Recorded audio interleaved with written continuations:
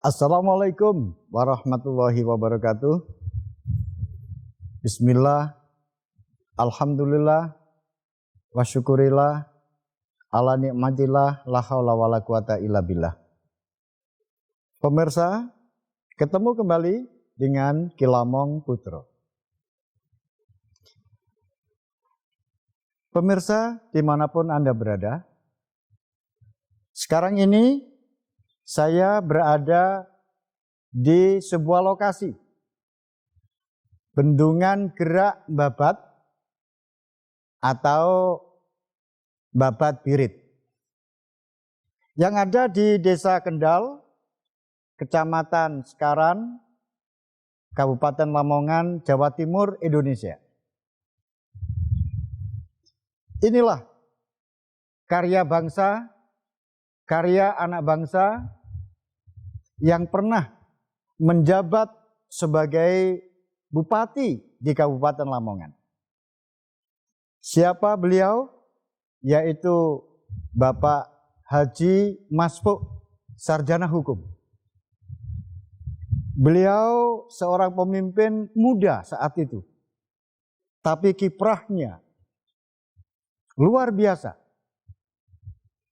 Banyak kemajuan yang diberikan kepada masyarakat Lamongan, sehingga sampai sekarang peninggalannya sangat berguna. Pemirsa, jembatan ini, bendungan ini memiliki 3 fungsi. Yang pertama adalah dengan adanya jembatan ini, debit Bengawan Solo ini dapat dikendalikan, sehingga bisa mengendalikan banjir di Kabupaten Lamongan. Sehingga Kabupaten Lamongan insya Allah sudah terbebas dari banjir. Yang kedua, dengan adanya Bendung Gerak Babat ini bisa digunakan untuk pengairan, irigasi, yang bisa mengaliri sawah di 8 kecamatan. Mulai dari Kecamatan Sekaran, Kecamatan Maduran, Kecamatan Karanggeneng, Kecamatan Kalitengah, Kecamatan Turi, Kecamatan Deket, Karambinangun, sampai dengan Gelagah. Luar biasa. Kemudian fungsi yang ketiga adalah untuk menghubungkan 2 wilayah, yaitu Lamongan dan Kabupaten Tuban. Pemirsa, dimanapun Anda berada, terima kasih kepada Bapak Haji Masfuk yang telah memberikan peninggalan sesuatu yang sangat berharga di Kabupaten Lamongan. Semoga amal ibadah beliau bisa ditiru, karyanya bisa ditiru oleh generasi-generasi yang akan datang. Pemirsa, dimanapun Anda berada, di kesempatan ini saya akan menjelaskan tentang kepemimpinan. Dalam hal ini saya bungkus dengan sebuah karya yang gemilang, yaitu karya Kanjeng Sunan Kalijogo, yaitu lagu Gundul-Gundul Pacul. Loh, bagaimana lagu ini? Kok ada hubungannya dengan kepemimpinan? Mari kita dengarkan lagunya dulu ya. Gundul-gundul pacul-cul, kembelengan, nyunggi-nyunggi wakul-kul, kembelengan, wakul glempang sekani tati salatar. Gundul-gundul pacul. Gundul-gundul pacul itu adalah anak Jawa.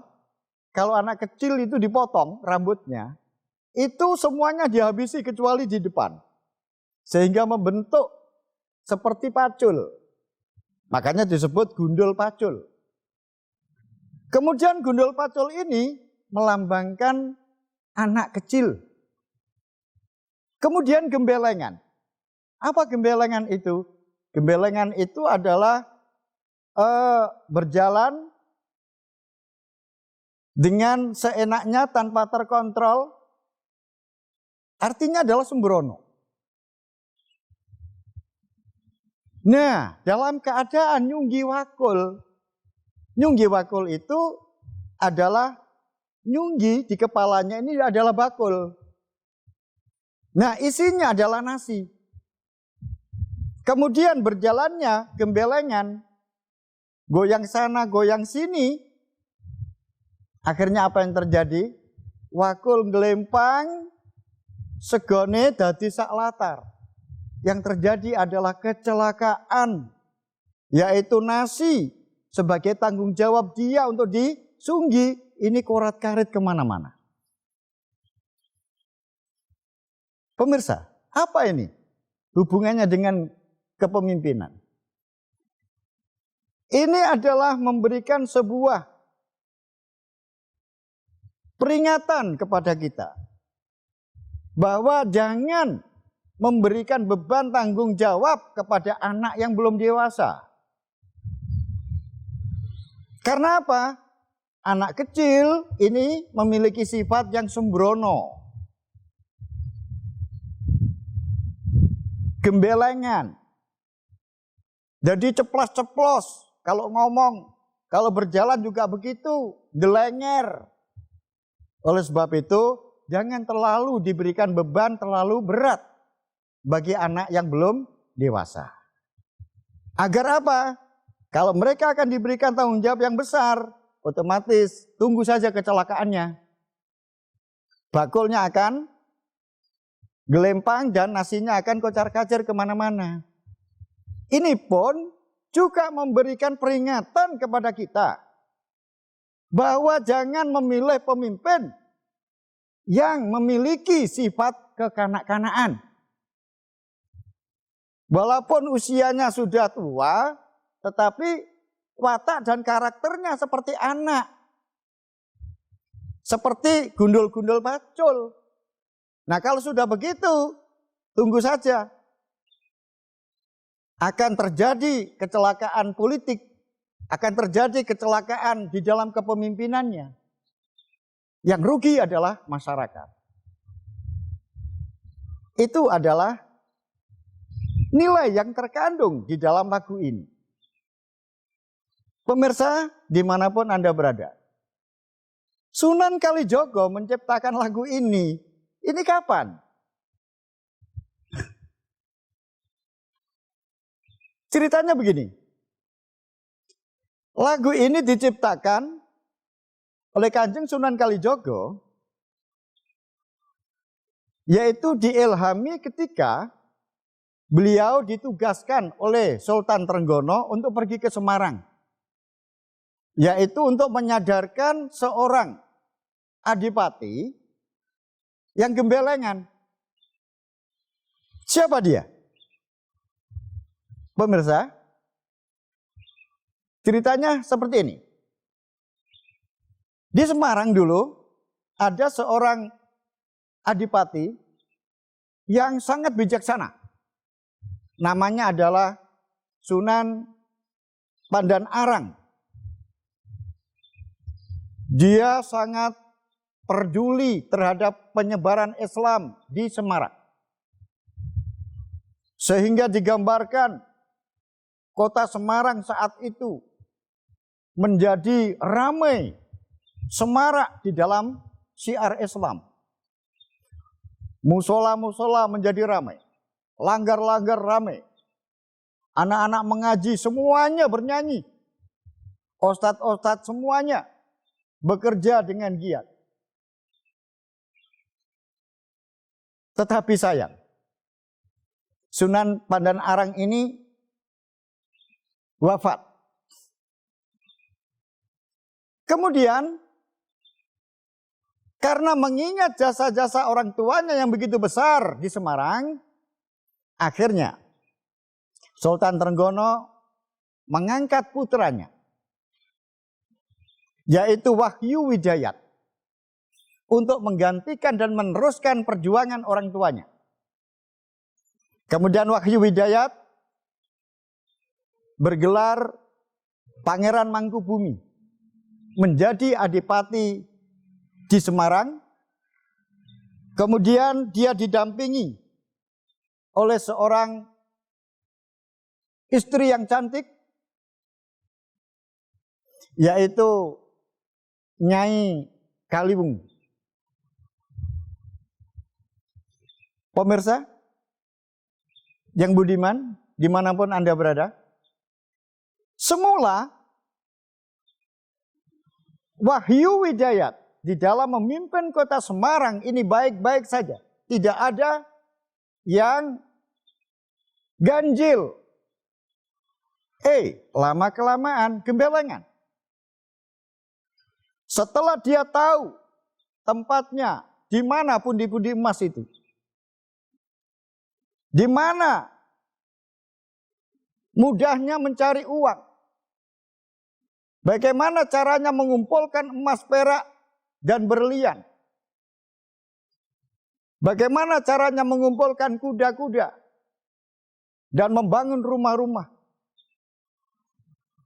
Mereka berdua, yaitu Wahyu Widayat dan istrinya, terlena oleh kekayaan, oleh harta yang melimpah. Akhirnya apa yang terjadi? Langgar-langgar menjadi sepi. Musola-musola menjadi semuanya tidak ada kegiatan. Masjid-masjid tidak pernah dipukul beduknya ketika waktu sholat. Sehingga terjadilah sebuah kepemimpinan yang korat-karit, kocar-kacir. Misi utama sebagai penyebar agama Islam di kota Semarang menjadi macet, tidak sesuai dengan misi yang diembannya. Nah, oleh sebab itu Sultan Trenggono memanggil, minta tolong kepada Sunan Kalijogo untuk mengingatkan Wahyu Widayat agar kembali ke jalan yang lurus. Untuk kembali ke jalan yang lurus. Oleh sebab itu, pemirsa,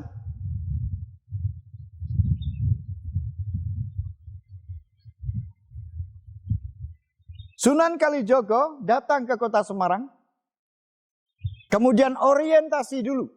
Karena Sunan Kalijogo tidak begitu percaya. Diberitahu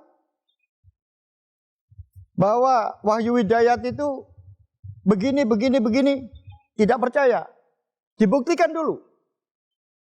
Setelah berkeliling kota Semarang, ternyata hasilnya, kesimpulannya adalah benar bahwa Wahyu Widayat dalam keadaan gembelengan, sehingga menjadikan masjid-masjid sepi, musola-musola sepi, langgar-langgar sepi, dan kegiatan keagamaan dan fungsi, misi dia sebagai seorang bupati, sebagai wakil dari Sultan di Trenggono yang ada di Demak tidak berhasil. Oleh sebab itu, Sunan Kalijogo mencoba mencari cara bagaimana caranya supaya Wahyu Widayat ini kembali ke jalan yang benar, yaitu menjadi seorang bupati yang jujur, yang lurus sesuai dengan misi yang diembannya. Begitulah, pemirsa, bagaimana cerita kelanjutan dari cerita ini? Maka ikuti terus cerita saya ini, dan jangan lupa dukung saya. Berikan saya like, subscribe, agar acara ini terus berlangsung. Untuk itu, saya ucapkan banyak terima kasih. Sampai ketemu pada episode berikutnya. Assalamualaikum warahmatullahi wabarakatuh. You keren.